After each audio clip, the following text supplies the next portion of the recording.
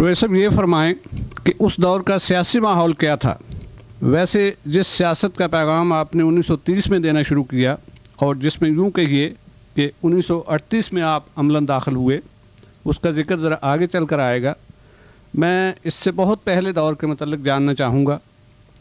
آپ نے بچپن کے واقعات جس خوبی سے بیان کیے ہیں اس سے ظاہر ہے کہ آپ کی یادداشت ماشاءاللہ بہت قوی ہے، چنانچہ آپ سیاسی واقعات کی داستان بہت پہلے سے شروع کر سکتے ہیں۔ بہرحال یہاں سے بھی آپ شروع کریں، ہمارے لیے بہرحال یہ داستان معلومات افزا ہوگی، سبق آموز بھی اور عبرت آموز بھی۔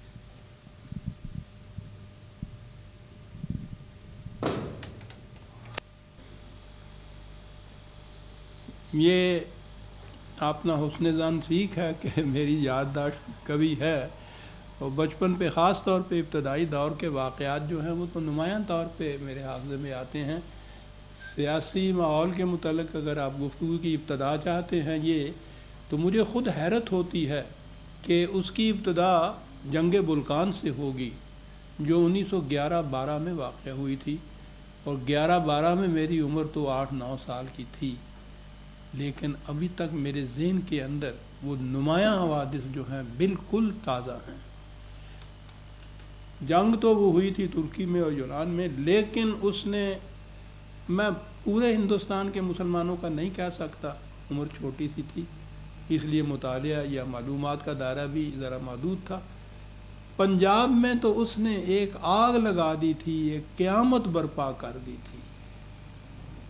عوام کی دلچسپی کی یہ کیفیت تھی، ایک مثال سے سمجھ لیجئے، ہمارے وہاں بازار میں ایک موچیوں کی دکان تھی، اس میں 5-4 کاریگر بیٹھتے تھے، الگ اخبار آتا تھا تو ہر کاریگر اپنا اپنا اخبار الگ الگ خریدتا تھا۔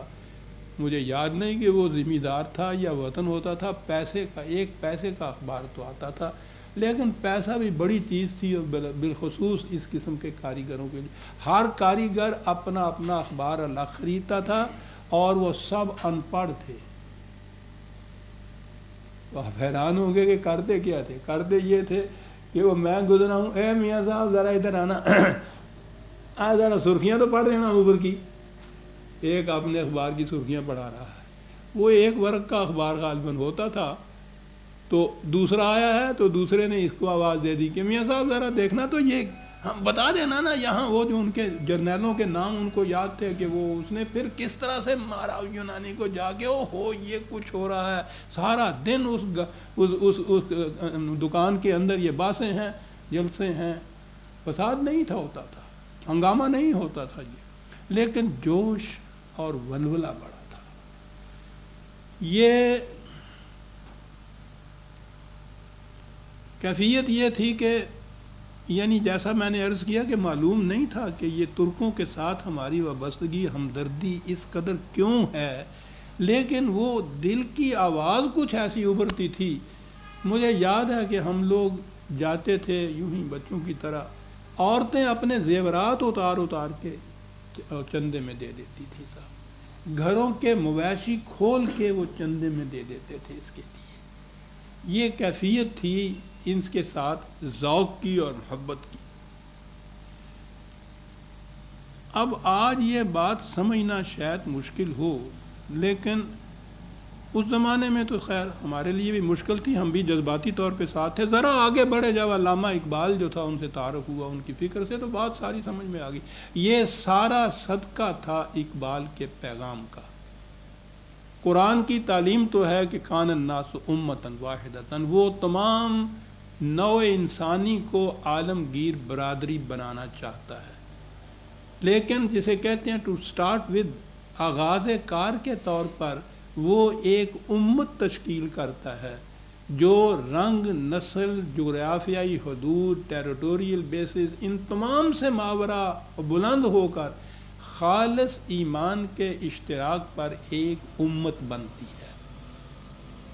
یہ جو امت واحدہ کا تصور تھا مسلمانوں کا، یاد رکھیے مسلمان اسی طرح سے جیسے آج ہیں قومیتوں کے دائرے میں بٹے ہوئے تھے، اسی طرح سے جغرافیائی اور ٹیریٹوریل حدود کے اندر یہ گھری ہوئی قومیں تھیں، نسل کے اعتبار سے بھی یہ قومیں تھیں، رنگ و خون کے اعتبار سے بھی یہ قومیں تھیں، جغرافیائی حدود کے اعتبار سے بھی یہ ساری الگ الگ قومیں تھیں۔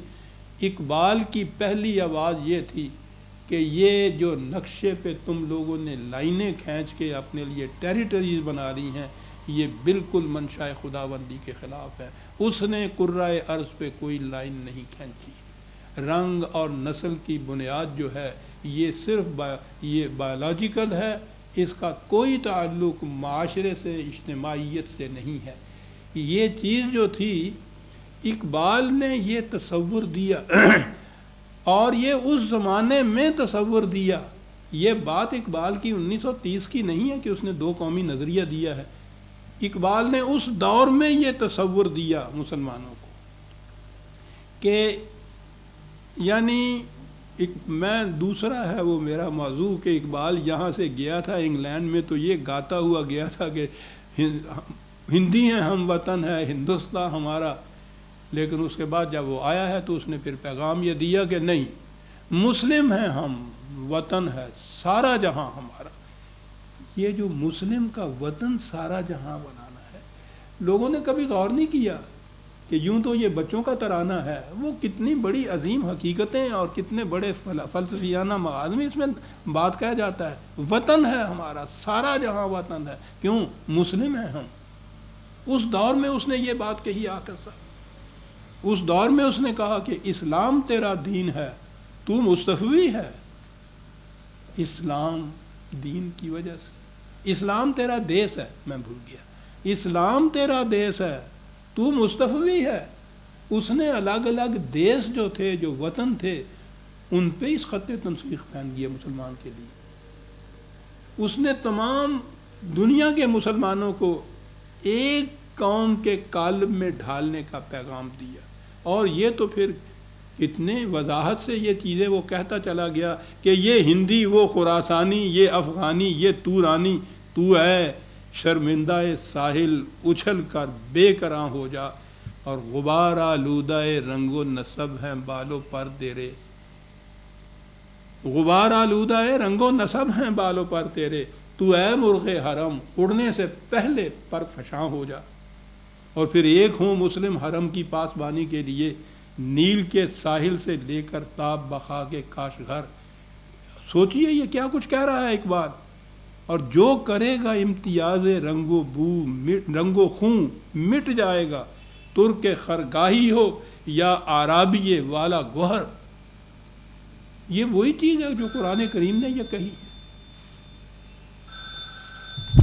یہ وہی چیز ہے جو نبی اکرم صلی اللہ علیہ وسلم نے اپنے حجۃ الوداع کے خطبے کے اندر یہ فرمائی تھی کہ رنگ اور خون کی تمام نسبتیں اور تمام تفاوت اور تمام فرق آج میرے پاؤں کے نیچے کچلے ہوئے ہیں۔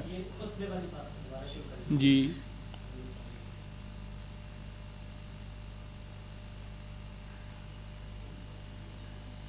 یہی چیز تھی جو حضور نبی اکرم صلی اللہ علیہ وسلم نے اپنے خطبہ حجۃ الوداع میں یہ فرمائی تھی کہ آج رنگ اور خون کے تمام امتیازات اور نسل وغیرہ کی تمام تفاوت آج میرے پاؤں کے نیچے روندے ہوئے ہیں، ان کی کوئی حیثیت نہیں ہے۔